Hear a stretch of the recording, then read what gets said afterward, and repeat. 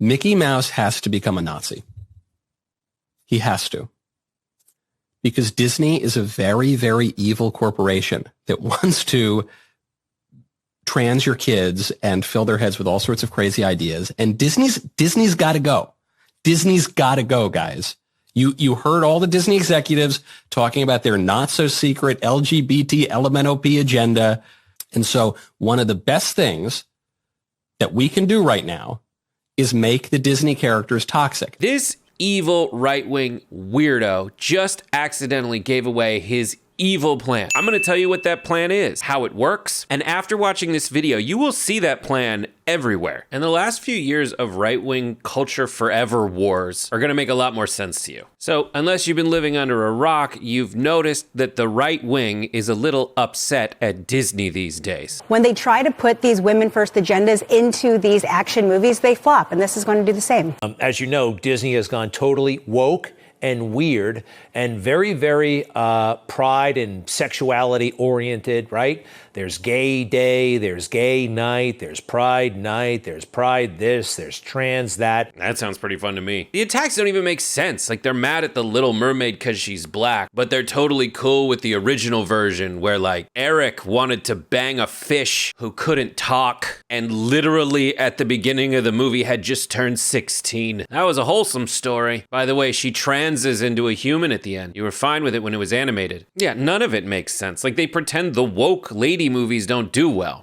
When they try to put these women first agendas into these action movies, they flop, and this is going to do the same. What are you talking about? The DC action movies sucked until Wonder Woman. And are you telling me that lady first woke movies don't make money? The #1 movie on the planet last year was Barbie. So no, they're lying about the reason for doing all of this. And you might be thinking, oh, it's just the laziest attack. Disney's gone so woke. But they're actually working very hard at the secret plan I mentioned earlier. This guy, Michael Knowles, is giving the laziest argument for why they need to vilify Disney. And he's kind of making it sound like Disney has to go because it's bad. Well, here's a little known fact. The company that owns his show, The Daily Wire, just dropped $100 million into creating a children's entertainment company. The Daily Wire announced that we would spend $100 million over 3 years to begin our own kids' entertainment company.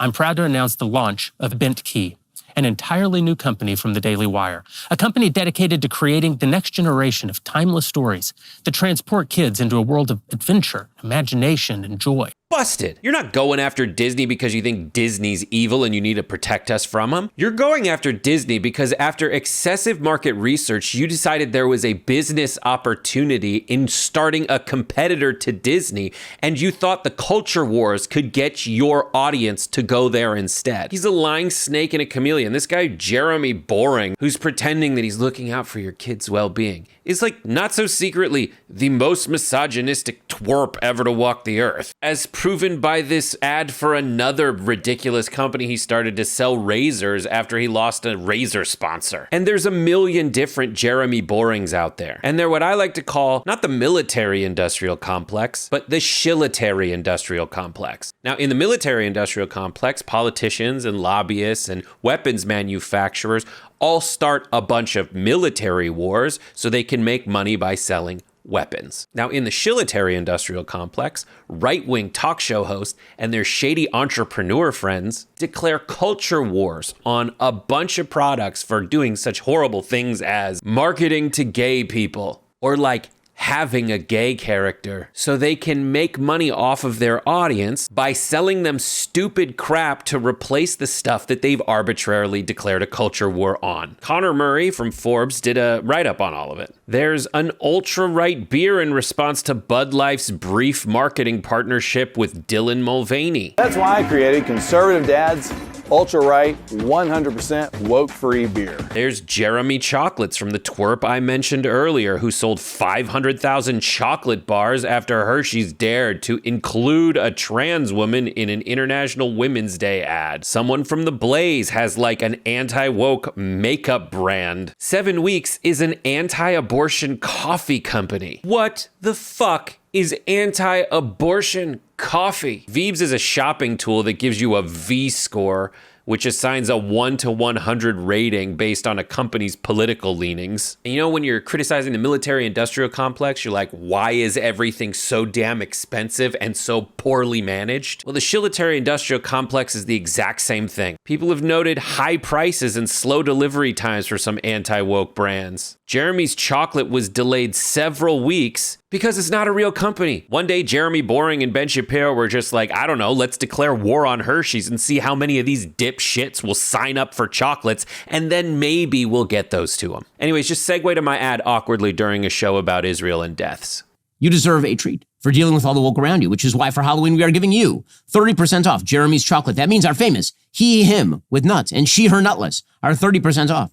Get yours in full size or our shareable microaggression size, perfect for giving out to friends, family, and neighbors. And in the end, it's really an insult to their audience because the Ben Shapiros and Jeremy Borings of the world just think their audience is so stupid. They can be tricked into buying anything no matter how expensive and stupid it sounds, just because it's some weird way to signal their side in some culture war. I mean, just listen to how lazy Michael Knowles' pitch is. And what this means is, we need to turn Mickey into a Nazi because Nazis are bad.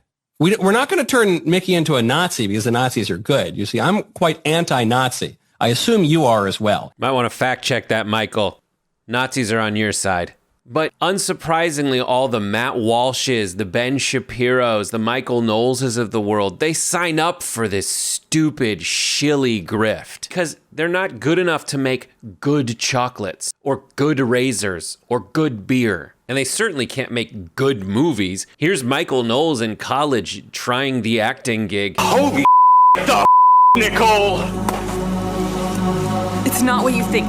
Not what I are you your brother? No! Priceless. Anyhow, next time you see a newfangled anti-woke product out there, just remember, it's not to protect the children. It's part of the schillitary industrial complex, which is exactly like the military industrial complex, except the only person who dies is you inside. Don't worry, I'm fighting against the schillitary industrial complex, and all I need to get started is a little seed money, which you should send either cash or check to Brett Erlich at this P.O. box and send it to me, and I will get working on it.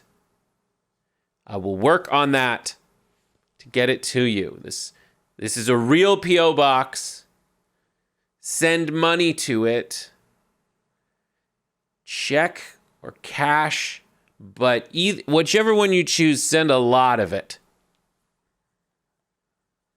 I will fix this problem one new kitchen at a time.